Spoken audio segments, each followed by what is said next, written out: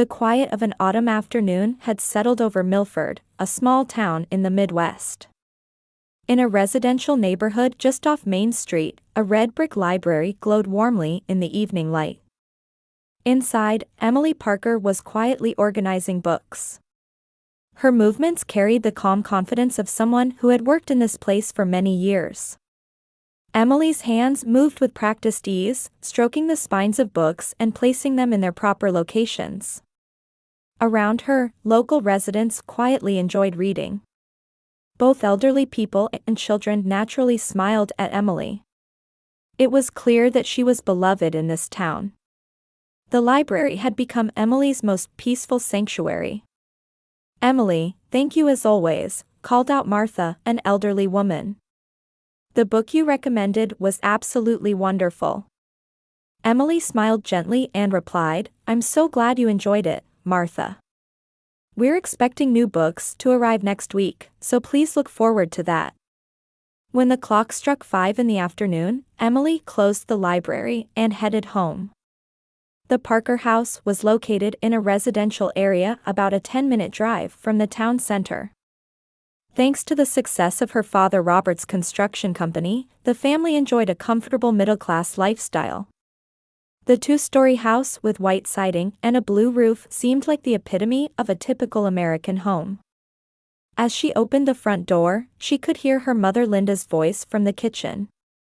"Welcome home, Emily. Dinner will be ready shortly." "I'm home, Mom," Emily replied, but there was a certain distance in her voice. She walked through the living room and headed upstairs to her room. Robert was sitting on the sofa watching the local news. He seemed aware of his daughter's return, but they didn't exchange greetings. "Emmy, something interesting happened at the beauty salon today," her sister Sarah called out as she rushed up the stairs. Sarah worked as a popular hairstylist in town and was always bright and sociable. In contrast to Emily, she had good relationships with the family and had grown up receiving special affection from their parents. "What happened?" Emily asked dutifully. "I mastered a new coloring technique. It looks like I'll have lots of new customers starting next month. Mom and Dad are so pleased too." Sarah's eyes sparkled. Emily smiled, but her expression seemed a bit lonely. She had felt like an outsider in her own family for a long time. She knew that her profession as a librarian was seen as having little value by her family. When dinner time arrived, the family of 4 gathered around the dining table. Robert talked about events at the construction site, Linda chatted about neighborhood gossip, and Sarah enthusiastically shared success stories from the beauty salon. Emily quietly continued eating, occasionally nodding in response. "Emily, why don't you share something?" Linda asked.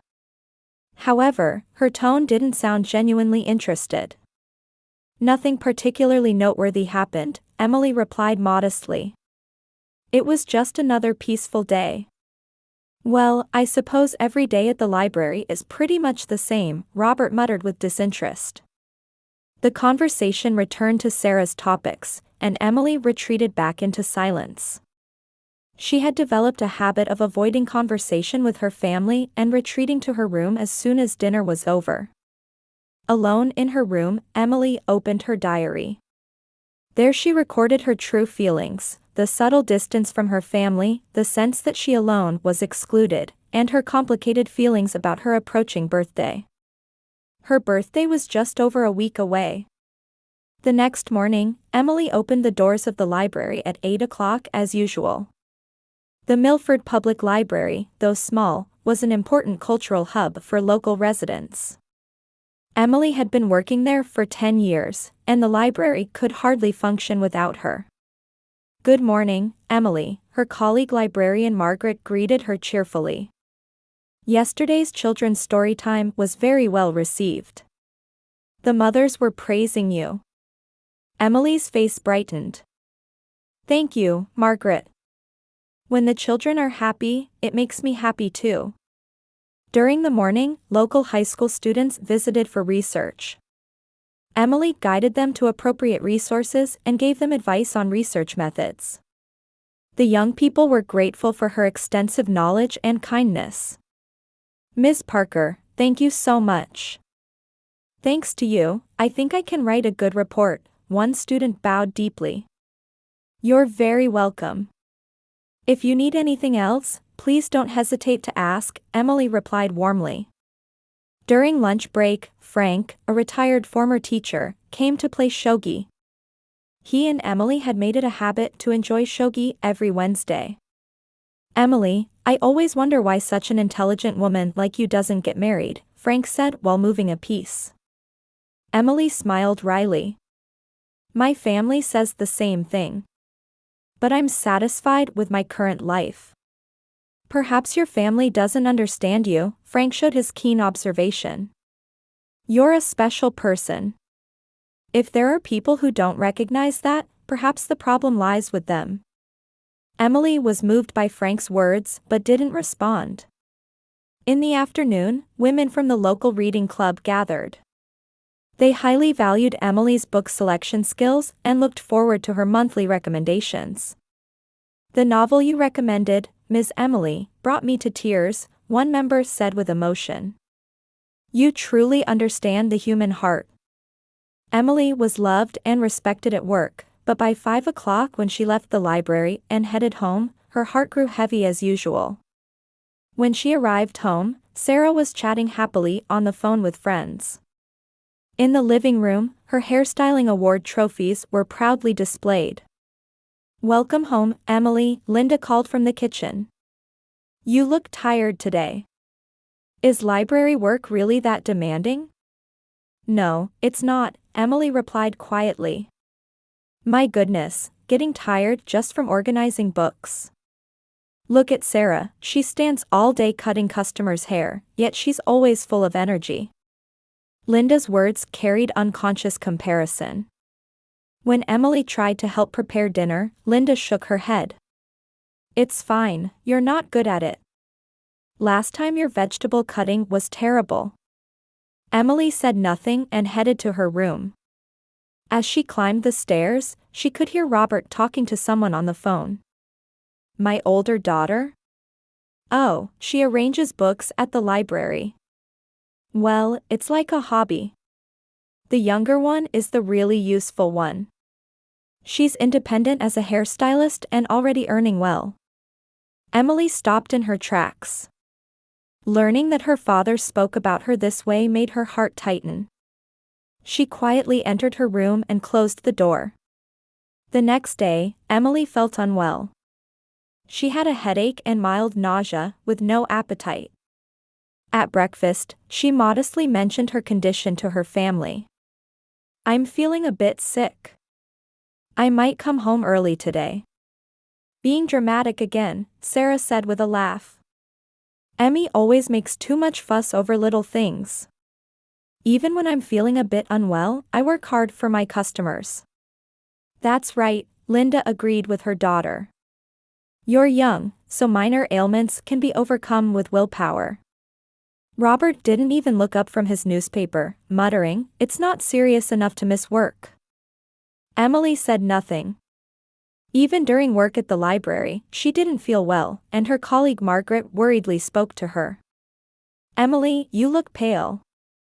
Are you all right?" "I'm just a little tired," Emily tried to smile, but it was weak. "Don't push yourself. You can leave early if necessary." Margaret's kindness touched Emily's heart. After work, Emily visited a small clinic in town alone. She didn't even consider consulting her family, knowing they wouldn't understand anyway. In the clinic waiting room, Emily looked around at the other patients. Seeing people accompanied by family members made her feel a little lonely. After the doctor's examination, she needed several tests. "The results will be available next week. Please come back then," the doctor explained kindly.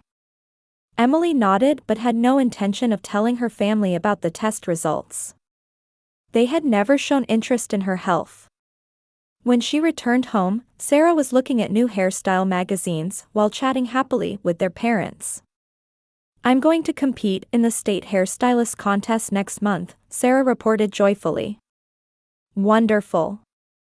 Robert clapped his hands. Our family's pride. Such a daughter to be proud of, Linda said with pleasure. Emily quietly finished dinner and retreated to her room early. Alone in her room, she looked at herself in the mirror. There was a haggard-looking 34-year-old woman staring back. She took out an old video camera from her desk drawer. She had bought it years ago but never had occasion to use it. Emily picked up the camera with a look of determination. Emily stared at the calendar and sighed deeply. Her family didn't seem to remember her birthday, just like every year. Emily's birthday arrived quietly. That morning, she woke up to her alarm as usual. Outside the window, the autumn air was cold, and the street trees were dyed golden. While brushing her teeth in the bathroom, Emily whispered softly to herself in the mirror, "Happy birthday, Emily." The emptiness of celebrating herself spread through her chest. When she went downstairs, her family was having breakfast as usual. Robert was drinking coffee while reading the newspaper, Linda was cleaning up in the kitchen, and Sarah was checking her hairstyle in the mirror. No one mentioned her birthday. "Good morning," Emily greeted, and the family responded mechanically. The day at the library was fulfilling as always. Her colleague Margaret had brought a small cupcake. "Emily, happy birthday," Margaret said with a warm smile. "It's modest, but let me celebrate with you." Tears welled up in Emily's eyes. "Thank you, Margaret. I'm truly happy that you remembered. Are your family members planning any celebration?" Margaret asked innocently. Emily smiled bitterly. "Nothing special." Margaret's expression clouded. She might have sensed something about Emily's home situation. In the afternoon, regular readers took turns wishing Emily a happy birthday. In the small world of the library, Emily was definitely loved. In the evening, Emily headed home with heavy steps. She had received a call from the doctor saying they wanted to discuss the test results in detail next week. She sensed something serious in the tone. When she arrived home, Sarah was talking excitedly with their parents. "I passed the preliminary round. I can compete in next month's finals." "Wonderful." Robert applauded. "Let's have a special dinner tonight. Linda, let's open that expensive wine." "I'll do anything for Sarah," Linda said happily. Emily quietly went upstairs and changed clothes in her room. No one showed special interest in her return. No one remembered it was her birthday today. Or rather, they might have remembered but didn't think it was worth celebrating. At dinner time, wine and cake were prepared on the dining table to celebrate Sarah. Ironically, it was the cake that should have been prepared for Emily's birthday. "Tonight we celebrate our genius hairstylist, Sarah," Linda led the toast. "Sarah is truly talented," Robert said proudly. "In contrast, Emily is." His gaze turned to Emily. There was coldness in his eyes that could be called contempt. Emily should be more realistic by now. At 34, just arranging books at the library is pathetic. Emily continued eating quietly, but intense emotions were swirling inside her. Today was her birthday, yet her family was celebrating her sister. And she was being belittled in that very moment. "That's right," Sarah said without malice. "Emmy should have more ambition. She should carve out her own life like I do." Linda nodded. "Sarah's right. Emily, you should be more proactive." At this rate, what?" Emily asked quietly. Robert put down his wine glass. The sound echoed strangely loud. "At this rate, you'll remain someone no one needs for the rest of your life." The air grew heavy. But Robert continued. "To be honest, Emily, having you was the biggest mistake of my life. Those words pierced Emily's heart like a knife. However, her expression didn't change. The composure built up over many years supported her. Linda agreed with her husband's words. That's right. Do you understand how much burden you place on this family by being here? Sarah added insult to injury with a laugh. Big sister is just a burden. Honestly, why don't you just leave? Everyone would be much happier. At that moment, something snapped inside Emily. However, she didn't shout or break down crying. Instead, she stood up in deep silence. I understand. Emily's voice was surprisingly calm. The three family members looked up at her. I understand, she repeated. I'll do that. What do you understand? Robert frowned. I'll leave, Emily answered simply. As you all say, I seem to be a burden to this family. Oh, don't be so dramatic, Linda said in a flustered manner. We didn't mean immediately. But Dad said having me was the biggest mistake of his life. Sarah said I'm a burden and should leave. Mom agreed with that. Emily's voice remained calm. That was... Sarah started to say, but Emily raised her hand to stop her. No, you're all right. I think so too. Emily slowly walked toward the stairs. Her family watched her go with stunned expressions. Back in her room, Emily quietly took out a suitcase from her closet. It was old, unused for over 10 years, but still serviceable. She mechanically folded clothes and packed them in the suitcase, selecting only what was truly necessary. She picked up a family photo from a picture frame but ultimately didn't put it in the suitcase. Instead, she took out the video camera from her desk drawer. She fixed it on a tripod and pointed the lens at herself. When she pressed the record button, a red light began blinking. Emily sat in front of the camera and took a deep breath. Then she began speaking through her tears. The camera faithfully recorded her confession. After recording for about 30 minutes, she removed the tape, put it in an envelope, and placed it on her desk. At 2 a.m, when all family members were fast asleep, Emily quietly left the house. She put the house key in the mailbox and left a short letter. Thank you for everything. As you wished, I'm leaving. I pray that this house will be happier without me. Thank you. Emily. The cold autumn night wind hit her cheeks. Emily walked away pulling her suitcase without looking back. Her shadow, illuminated by streetlights, stretched long and eventually disappeared into the darkness. The next morning, Robert was the first to notice. Emily's not here.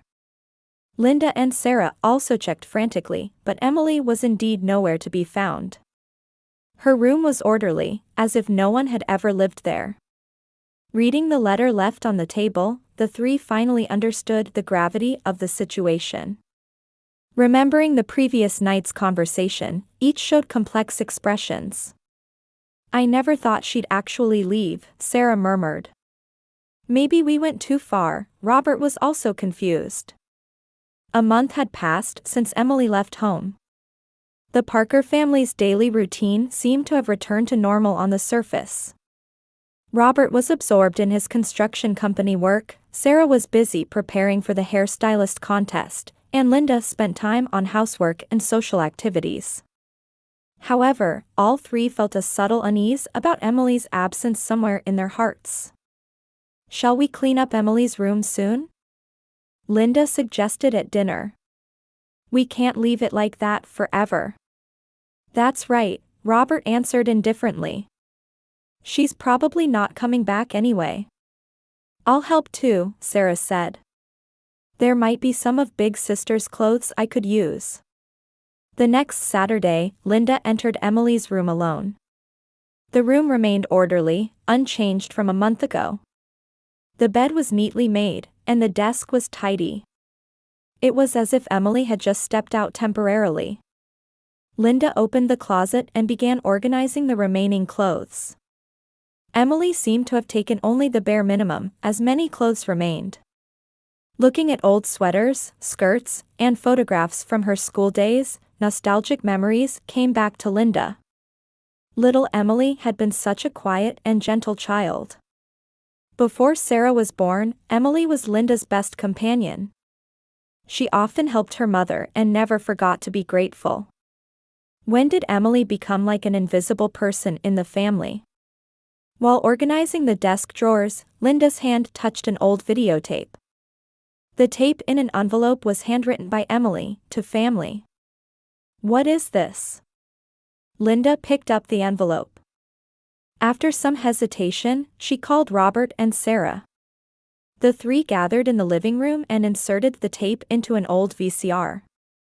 When the screen brightened, Emily's image appeared.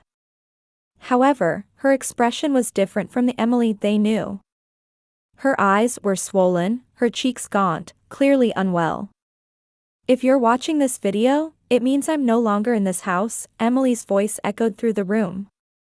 The three gasped. Emily on screen continued, speaking through tears. Dad, Mom, Sarah. First, there's something I must tell you.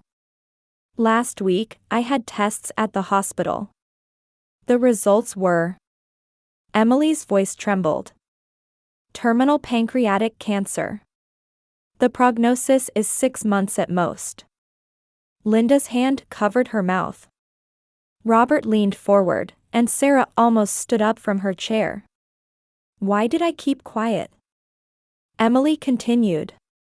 Because I didn't want to worry you. And because I didn't want to spend my final time in family conflicts or pity. On screen, Emily tried to smile while wiping away tears. But hearing your words at tonight's dinner, I've made up my mind. I was indeed a burden to all of you. So, for the last time, I'll do as you wish. Robert's face turned pale.